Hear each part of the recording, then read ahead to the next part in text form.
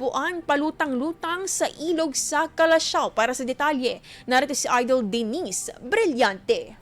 104.7 IFM. Report! Mayo 28 ng umaga nang matagpuan ang bangkay ng isang lalaki dito sa ilalim ng tulay sa barangay Lasip, Calasiao at dito sa Marusay River. Batay sa impormasyon mula sa Calasiao Municipal Police Station sa panayam ng IFM News Dagupan, dakong alas 8 ng umaga nang mapansin ng isang babae ang katawan ng biktima habang nagwawalis sa lugar. Kalaunan na kinilala ang biktima bilang 33 anyos na lalaki at nagtratrabaho bilang construction worker.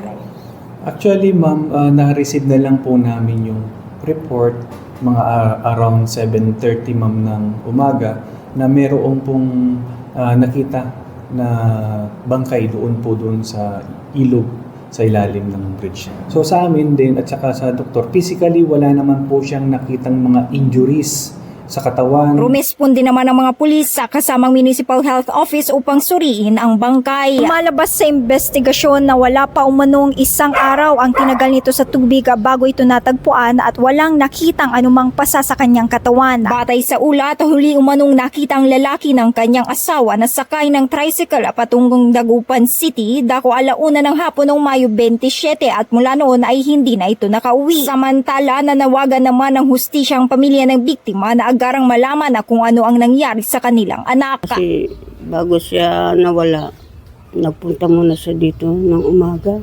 Ang nais ko lang po na sana mabigyan ng katarungan pagkamatay ng anak ko. Kaugnay nito, binigyang diin ng barangay na bihira umano ang mga kaso ng insidente sa ilog at ngayon lamang nagkaroon ng kasong may natagpuang bangkay sa ilalim ng tulay. Sa kabila nito, nagsasagawa na ng malawakang backtracking ang kapulisan para matukoy ang sanhin ng kanyang pagkamatay. Kasama mo mula rito sa IFM News Dagupan, ito si Idol Denise Brillante Tatak, IFM. IFM News. IFM News. IFM News.